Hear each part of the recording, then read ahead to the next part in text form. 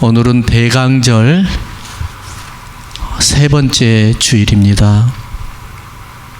대강절이라는 것은 대림절 아니면 주님이 오실 날을 기념해서 한 달 동안 지키는 절기이죠.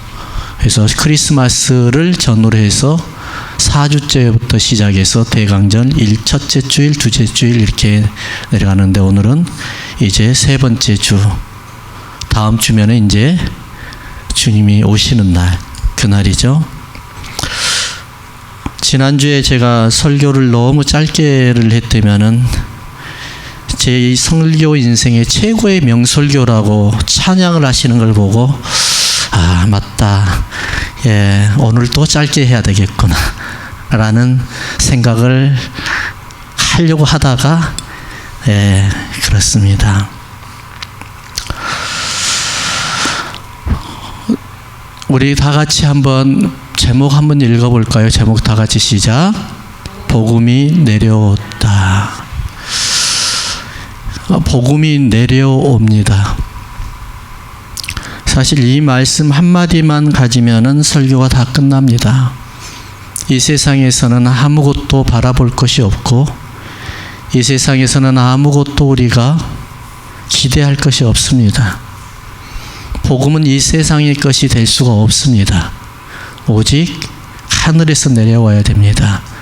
복음을 기쁜 소식이라고도 이야기를 하고 복음을 우리의 최고의 행복이라고도 이야기를 하는데 이 세상에 무엇을 바라본들 우리가 주님 앞에 행복할 수 있고 주님 앞에 기뻐할 수 있겠습니까? 그래서 복음은 곧 하늘에서 내려오게 되는 겁니다. 오늘 말씀을 가지면서 저희들이 어떤 생각을, 어떤 말씀을 한번 하나님 앞에 드려볼까 생각을 하다가 복음이라는 것을 다시 한번 우리가 알아야 되겠다는 생각을 갖게 됩니다. 사실 우리가 예수님을 처음 만났을 때의 그 기쁨이 시간이 지나가고 나이가 들어가고 신앙의 연륜과 경륜이 쌓이게 되면서 그 기쁨이 천천히 사라지게 되죠. 그랬을 때 우리는 그 복음 하면은 사실 그 복음에 대해서 얼마나 기쁨이 다시 내게 넘치는지를 잃어버리고 살아가죠. 그래서 여러분들 1년에 꼭 3군데는 가야 될 곳이 있다고 이야기를 하잖아요. 그 중에 하나가 어디예요? 무덤이라고 하죠. 무덤. 언젠가는 가야 될 곳. 미리 와서 보니까 인생은 아무것도 아니더라. 이 세상의 것은 그 어떤 것도 복음이 될 수가 없다. 오직 복음은 하늘에서 내려와야 된다. 생명은 곧 하늘에서 오는 것이다. 이 말씀이죠. 그래서 오늘 말씀의 포인트 키가 뭐냐? 바로 생명입니다. 예수님께서 이 땅에 오십니다. 그래가지고 그 예수님께서 오시는데 하나님의 모든 생명을 이 땅으로 가지고 내려오십니다. 사실 요한복음을 보면은 유난히도 많이 나오는 단어들이 있어요. 뭘까요? 생명이라는 겁니다. 영접이라는 것입니다. 또한 믿음이라는 것입니다. 생명수라는 것입니다. 이러한 단어들이 아주 많이 나오죠. 우리 4절을 한번 읽어볼까요? 4절 다 같이 시작. 그 안에 생명이 있었으니, 여기까지입니다. 그 안에 생명이 있었습니다. 무슨 말씀이냐면 예수 그리스도께서 하늘에 이 땅으로 내려오셨을 때 하나님의 생명을 가지고 내려오셨다는 것이죠. 그래서 1절부터 해서 계속해서 말씀해 주시는 것은 예수님이 어떤 분인가, 예수님이 왜 이 땅으로 내려오셨는가, 예수님은 왜 이 땅으로 내려와가지고 우리에게 하시는 것이 무엇인가, 이것을 우리에게 전달하는 것이 바로 말씀 설명해 주는 것이 1절에서 계속해서 내려오는 것이죠.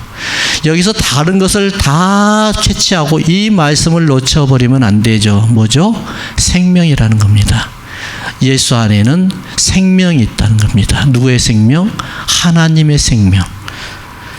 이것을 우리가 예수님을 통해서 받아야 되는데 우리가 그 예수님을 통해서 옮겨받아야 되는데 이 옮겨받는 방법이 또한 주님께서 이 시간 요한복음을 통해서 말씀해 놓으신 겁니다. 다 같이 믿음으로 받는 겁니다. 사실 우리가 너무 예수님을 쉽게 믿다 보니까 그 외에 또 해야 될 줄을 알고 있어요. 그렇잖아요? 우리가 너무 예수님을 쉽게 믿고 이 하나님의 생명이 너무 쉽게 내 안에 들어오니까 너무 이게 이상한 거예요. 무슨 노력을 해야 될 것 같은데 노력도 해본 경험도 없고 아무것도 없고 그러니까 뭐 영 이상한 거예요.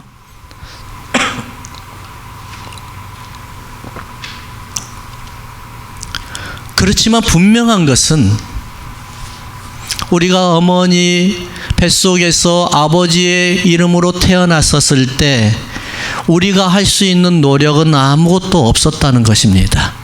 내가 정씨의 이름으로 태어나고 내가 김씨 이름으로 태어나는 데 의해서 내 공로가 아무것도 없었다는 것이죠. 바로 마찬가지죠. 하나님의 생명이 내게 유통되길 때까지에 의해서 예수님 외에 그 사람, 그 어떠한 노력도 우리는 하는 것이 없다는 것이죠. 그래서 뭐죠? 믿음으로 말미암아 구원을 얻는다. 할렐루야. 믿음으로만 구원을 얻는다는 겁니다. 근데 생명이 가장 싫어하는 것이 있어요. 바로 죄죠, 죄. 하늘에서 내려온 그 생명이 가장 싫어하는 것은 죄입니다. 사실 우리가 이 땅에서 살아가는 것은 사실 죄의 투성이죠. 죄의 나라이죠. 왜 죄의 나라죠? 사단이 다스리는 이 나라가 은혜가 있을 수가 없고 기쁨이 있을 수가 없고 행복이 있을 수가 없죠. 하지만 여러분 꼭 명심해야 될 것이 하나 있어요. 예수 없이도 나 행복합니다 하는 사람은 이 사람은 속고 있는 거예요. 잠시 그것에 의해서 속고 있는 거예요. 그래서 하나님의 생명이 이 땅에 내려왔는데 어디에다 숨겨놨다고요? 이것을 사도 바울은 비밀이라고 이야기를 하는데 예수 안에다가 감추어놓은 비밀이라고 이야기합니다. 이 생명이 이 땅이 바로 죄가 있기 때문에 하나님의 생명이 이 땅에 그대로 넘치게 놔두다가는 안 되는 것이죠. 그래서 예수의 생명 안에, 예수의 몸 안에 그 생명을 감춰 놓은 거예요. 자, 그럼 우리가 그 생명을 우리의 생명으로 만들기 위해서 해야 되는 게 믿음이라고 그랬죠? 믿음. 그래서 마음으로 믿어 의에 이르고 입으로 시인하여 뭐라고요? 구원에 이른다고 이야기를 했는데, 자 보십시다.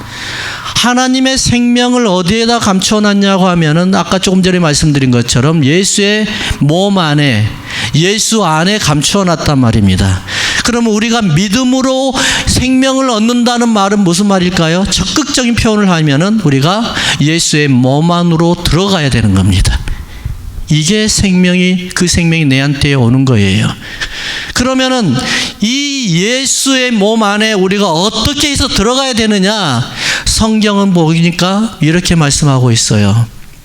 교회의 몸이신 예수 그리스도. 할렐루야. 이 교회를 예수님의 몸이라고 이야기를 합니다. 우리가 하나님의 생명을 내 생명으로 유통시키고 내 생명으로 맞이하기 위해서는 어떻게 해야 돼요? 내 생명이 되기 위해서는 교회의 몸 안으로 들어와서 하나님 앞에 예배드리는 것이요, 그리스도의 몸 안에 들어와서 그 생명이 내 생명이 되게끔 만드는 것이요, 믿음으로 주님 앞에 교회의 몸속에 들어와서 예배하는 그 예배가 바로 내 생명을 자라나게 하는 것이요, 내 생명이 튼튼하게 하는 것이라는 것입니다. 창세기를 보게 되면은 창세기 하나님께서 에덴 동산을 만들어 놨어요.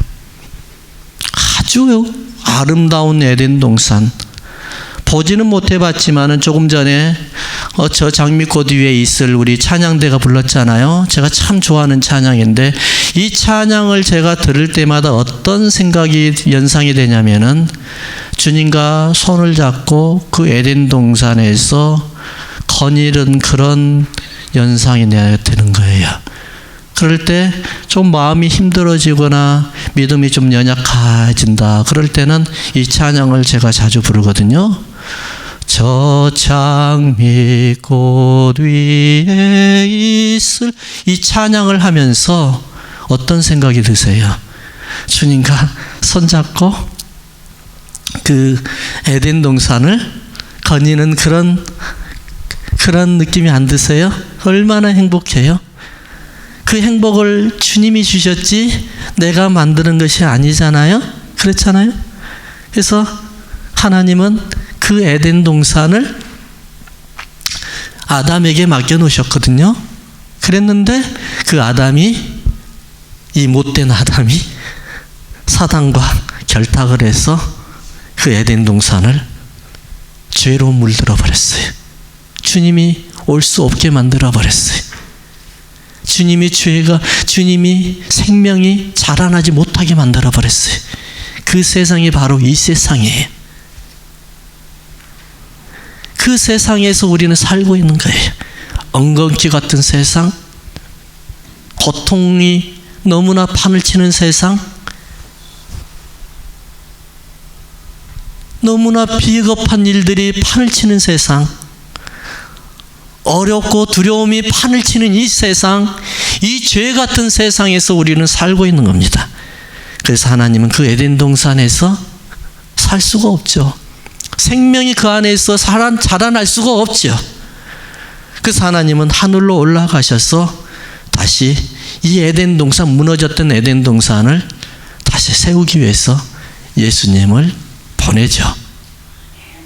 그래서 그 예수님이 오시는데 생명은 그 예수님의 밖으로 나오면 생명은 죽어요.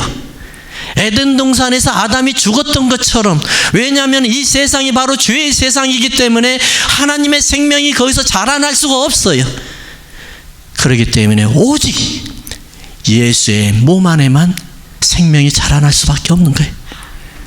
그래서 우리가 생명을 유지하고 그 생명이 내 생명으로 맞이하기 위해서는 내가 그의 몸 안으로 들어가야 되는 거예요. 그래서 로마서 3장 23절에 말씀하시기를 모든 사람이 죄를 범하였으며, 여러분 죄를 범했습니까? 여러분들이 진정으로 죄를 범했습니까? 나는 기억이 안 납니다.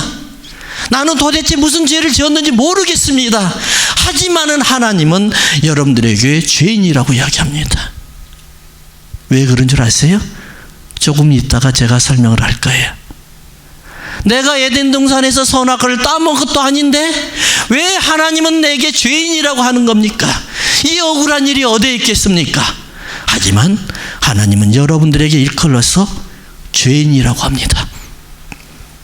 제가 작년에 총회를 한다고, 교단 총회를 하는데 멕시코에 칸쿤을 갔어요.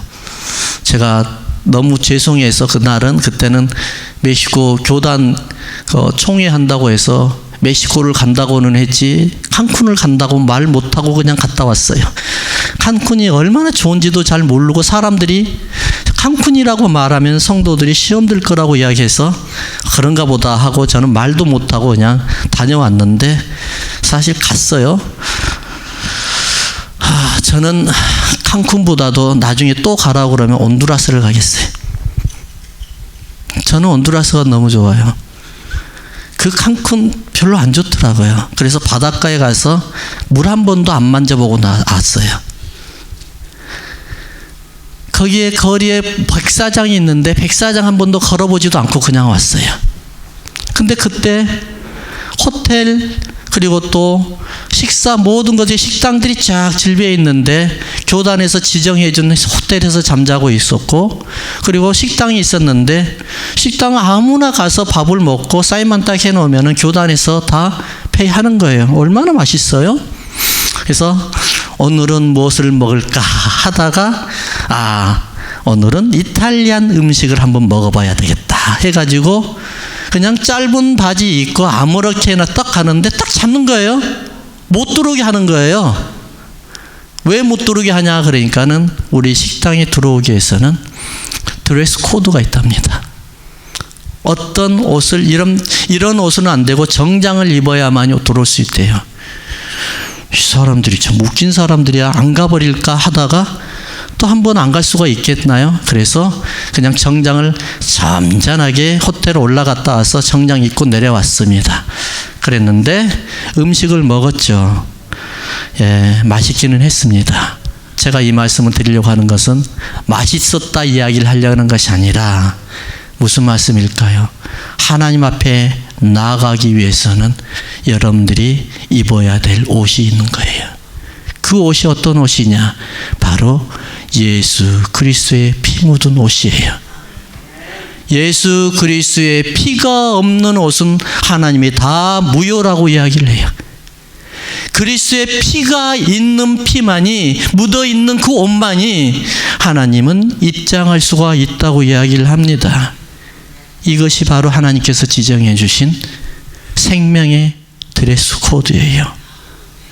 예수님은 이 땅에 십자가에 돌아가시기 위해서 오셨고 우리는 그 십자가를 믿기만 해서 생명을 위해서 예수를 믿는 겁니다. 이것이 바로 오늘의 간단한 말씀의 정리였습니다.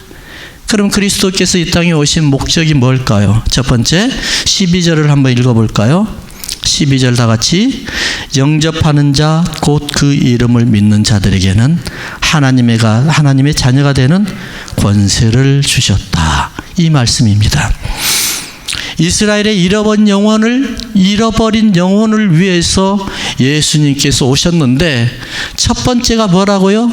바로 영접하는 자 곧 그 이름을 믿는 자들에게는 하나님의 자녀가 되는 권세를 주셨다라고 이야기를 합니다. 너무 고급스러운 단어를 써서 여러분들이 좀 이해가 내 가슴에 딱 터치가 안 되나요? 그러면 제가 이렇게 말씀해 드릴게요. 믿음으로 주님을 맞이하는 사람은 하나님의 아들과 딸이 됩니다. 할렐루야.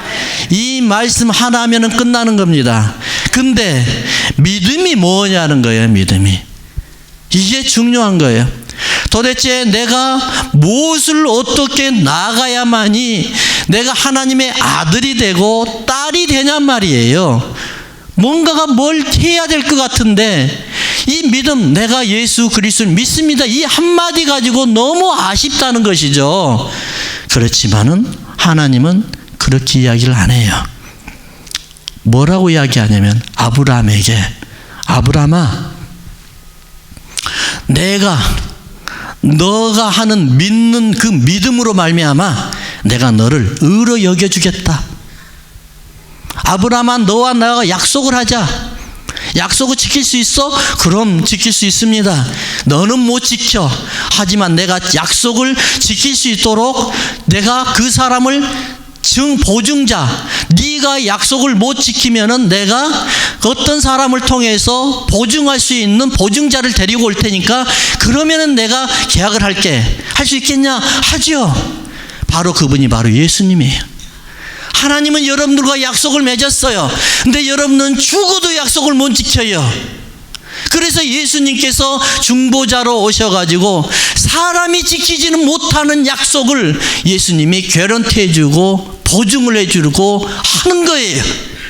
그래서 하나님은 여러분들을 보면서 믿어주는 것이 아니라 예수 그리스도를 통해서, 그를 통해서 믿어주는 것이에요. 이것이 바로 하나님께서 아브라함을 그의 의로 여겼다고 이야기하는 겁니다. 할렐루야. 아브라함아, 그러면 내가 내게 주는 씨 가지고 너는 이 세상에 하늘의 별과 같이 만들고 너희 자녀들을 바다의 모래와 같이 만들 수 있겠느냐? 예, 그럴 수가 있죠. 주님 내게 씨를 달라고 하니까요. 안 줘요. 언제까지요? 사라가 생산의 능력이 다 떨어질 때까지 안 줘요. 그러는데 그 전에 아브라함이 사고를 쳐버립니다. 이스마엘을 낳아버려요. 왜 그렇습니까? 하나님 못 믿겠다는 겁니다. 하나님 언제까지 내가 기다려야 되겠습니까? 내가 못 믿겠습니다. 그래서 하나님이 아브라함이 힘이 있을 때, 애를 낳을 수 있는 생산의 능력이 있을 때 이스마엘을 낳겠다는 겁니다. 하나님은 아브라함이 이스마엘을 낳고 난 다음에 장장 13년 동안이나 아브라함을 만나주지 않아요. 얼마나 속상했든지 아브라함이 하나님 어디 계십니까? 묵묵부답입니다. 그래서 아브라함에게 말하는 것이 있습니다. 이제 네가 가서 너의 자녀, 너 집안에 있는 모든 사람들에게 다 할례를 해라. 너를 시작해서 다 할례를 만들어라. 왜 하필이면 남자의 가장 예민한 부분에다가 하나님은 자르라고 했을까요? 이것입니다. 네가 능력이 있어? 네가 아직도 힘이 있어? 그러니까 내 말 안 듣지? 잘라라. 네가 할 수 있다는 능력을 잘라버려라. 그리고 나만 믿어라. 그것이 바로 할례예요. 우리가 신앙생활을 하면서 가장 어려운 게 뭔 줄 아세요? 내가 할 수도 있는데, 이거는 분명히 내가 할 수 있을 것 같은데 하지 말라는 겁니다. 하나님이 그것은 인정 안 하겠다는 겁니다. 이게 제일 힘든 거예요. 그럼 신앙생활 가면서 평생 여러분들이 기도해야 될 점이 뭔 줄 아세요? 이거예요.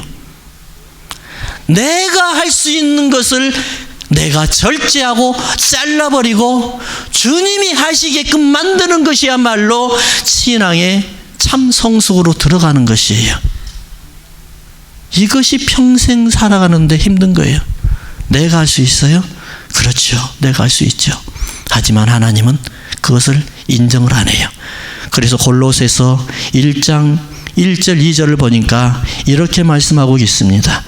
하나님의 뜻으로 말미암아 그리스도 예수의 사도된 바울과 디모데 형제 디모데는 골로새에 있는 성도들 곧 그리스도 안에서 신실한 형제들에게 편지하노니.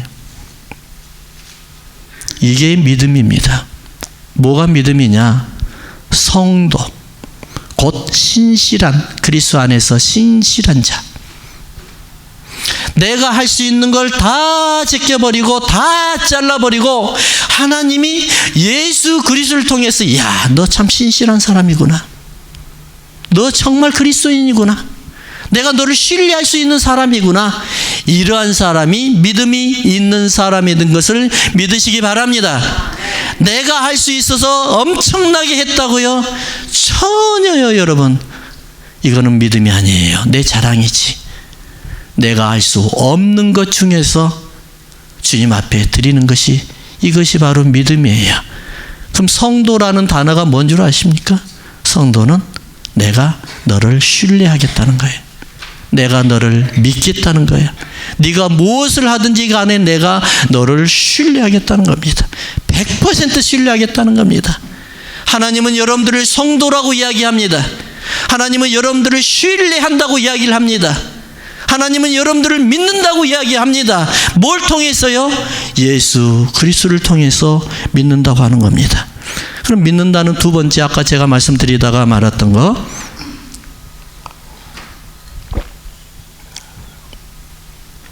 믿음이라는 단어가 또 아주 귀한 단어예요. 믿음이라는 단어는 오직 예수의 몸 안으로만 들어가는 것만 믿음이 아니라, 두 번째 뭐라고요? 내 시제가, 내 과거, 현재, 미래가 예수 몸으로 들어가 버린과 동시에 하나님의 시제 안으로 들어가 버리는 거예요. 무슨 말씀인지 아시겠어요? 하나님의 시제는 과거도 없습니다. 미래도 없습니다. 다 현재입니다. 그래서 하나님을 일컬어 뭐라고 그러냐면 영원부터 영원까지입니다. 처음도 없고 끝도 없습니다. 영원부터 영원입니다. 내가 믿음으로 예수 몸 안으로 들어간다는 사실은 내가 내 인생의 육신의 과거, 현재, 미래를 다 벗어버리고 예수의 몸 안으로 들어가서 하나님의 시제 안으로 들어가는 겁니다. 그래서 나의 생명은 영원 속으로 들어가는 것이죠. 그래서 우리의 생명이 영원 속에서 죽지 아니하는 거예요. 이것이 바로 믿음이에요. 할렐루야. 그래서 하나님은 이제부터는 예수의 몸 안에 들어온 우리를 보고 사람의 시제를 인정하지 아니하고 과거, 현재, 미래를 인정하지 아니하고 하나님의 시제로 오직 영원한 생명 안에 들어온 그 시간 안으로 그것만 인정하는 것이죠. 그렇기 때문에 우리는 사람이 병들고 늙고 죽게 되는 그런 환경에서 벗어나서 영원토록 사는 생명이 있는 그 몸 안으로 들어가기 때문에 우리는 영원히 살 수가 있는 것이에요. 태풍이 불고 비가 내리고 눈보라가 휘어쳐도 우리는 그리스도의 몸 안에 들어가면 행복할 수밖에 없는 것이 뭘까요? 왜 그럴까요? 지금 현재에서는 지금 태풍이 불고 눈보라가 휘바람칩니다. 하지만은 그리스도의 몸 안으로 들어가 버리니까 믿음으로 들어가 버리니까는 그곳에선 영원한 하나님이 어제도 아니고 내일도 아닌 지금 현재 속에서 영원한 행복이 내 가운데 들어오게 되는 것이죠. 그의 행복이 내 것이 되는 것이죠. 그래서 우리는 뭐예요? 14절을 한번 봐볼까요? 14절 다 같이 시작. 말씀이 육신이 되어 우리 가운데 거하심에 우리가 그 영광을 보니 아버지의 독생자의 영광이요 은혜와 진리가 충만하더라. 그래서 우리가 그의 몸 안에 들어가면서 보는 것이 뭐죠? 그리스도의 영광을 보는 거예요. 하나님의 영광을 보는 거예요. 우리 자신한테 이야기해 볼까요? 나를 보면서 그리스도를 바라보길 원합니다. 한번 따라해 봅시다. 시작. 나를 보면서 그리스도를 바라보길 원합니다. 나를 보면서 하나님을 보길 소원합니다. 왜요? 내 안에 이미 하나님이 임재하고 계시기 때문에요. 내가 어디를 가든지 무엇을 하든지 하나님의 영광은 나를 통해서 선포가 되는 것이죠. 비록 하나님 앞에 부끄러운 일을 할지언정 그래도 하나님의 영광은 그곳에서 하나님의 자체 발광적인 영광이 나를 통해서 나타나는 것이죠. 그래서 우리가 하나님 앞에 부끄러운 일을 하게 되면은 내 마음이 아파요. 힘들어요. 다른 사람이 말해봤자 필요가 없어요. 제일 아픈 사람은 자기인 거예요. 왜요? 내 안에는 이미 하나님의 영광이 들어가 있기 때문에 그러는 거예요. 그래서 저는 여러분들에게 이 말씀을 드리고 싶어요. 하나님은 여러분들과 함께 계셔요. 할렐루야. 그래서 우리는 당당해야 되는 거예요. 당당해야 되는 거예요. 나를 통해서 하나님의 영광이 계속해서 피어오르고 있기 때문에 그렇습니다. 그런데 타 종교인들을 한번 봐보십시오. 하나님의 영광이 없어요. 하나님의 임재가 없어요. 그 영광, 하나님이 자체가 영광이에요. 그 자체인 영광이 내 안에 들어오니까는 나는 아무것도 하지 않아도 하나님의 영광이 나타나는데 이방 사람들 아니면은 타 종교인 사람들은요, 그들이 어디를 무엇을 하든지 간에 영광이 안 나타나요. 그러니까 계속 뭐를 하죠? 자기가 가지고 있는 거, 자기의 도덕적인 거, 윤리적으로 그걸로 그들이 영광을 나타내려고 하잖아요. 이게 이단의 특징이에요. 그리고 타 종교의 특징입니다. 우리는 무엇을 하지 않아도 하나님의 영광이 내 속에서 피어나는데 그들은 그 영광 자체가 없기 때문에 다른 거 자꾸 인위적인 방법을 통해 가지고 그들의 영광을 나타내려고 하는 것이죠. 말씀을 맺을게요. 제가 지난주에 어떤 분이 카톡을 보내줬더라고요. 뭘 보내주셨냐면은 홍수환 선수가 옛날에 그 파나마의 가라스카야? 그 사람을 그 권투 선수와 권투해가지고 4번 다운돼가지고 3회전에 KO 시킨 거 혹시 기억나세요? 그 동영상을 보내줬어요. 뭐지? 하면서 딱 봤는데 와, 감동이 되는 거예요. 눈물이 그냥 감동이 찡 하는 거예요, 이게. 와, 첫 번째는 그 방송에 그냥 아나운서가 홍수환 선수도 잘하고 있습니다 하는데, 근데 2회전에는 4번이 다운되니까는 막 어찌할 바를 몰라 하는 거예요. 그러다 3회전에 갑자기 가라스키야, 이 말을 조금 잘못하면은 좀 욕 같아가지고 예, 그렇죠? 예, 예, 아무튼 예, 그런데 그 욕하는 것 같지만 가라스키야, 일단 그 사람이 KO 당하는 모습을 보니까 얼마나 감동이 나든지. 바로 이것이에요, 여러분. 하나님의 영광이 여러분들에게 임재하면은요, 하나님의 영광이 선포하는 곳에 가면은 왜 내 마음이 뜨겁고 내 마음이 감동이 되고 내가 한 것도 아닌데 내가 한 것처럼 이렇게 마음이 뜨거울 수밖에 없는 것이냐? 바로 그것은 왜 그렇습니까? 여러분들의 심령 안에 성령님이 역사한다는 증거입니다. 할렐루야. 스포츠를 하더라도 대한민국 사람이 저기 어느 다른 나라 사람과 권투를 하고 축구를 하다가 기적적으로 이기면은 막 내가 좋아서 어쩔 줄 몰라요. 왜 그럴까요? 내 몸속에 대한민국의 피가 흐르고 있다는 것이죠. 내 속에서 크리스천의 피가 흐르고 있기 때문에 누가 크리스천이 무엇을 하든지 간에 그가 하는 것을 보면 내가 하는 것 같이 기쁘고 내 하나님의 영광이 내 속에서 피어나오는 것이죠. 이게 바로 내가 성령님과 함께 있다는 증거에 되겠어요. 그런 사람 되길 주의 이름으로 축원합니다.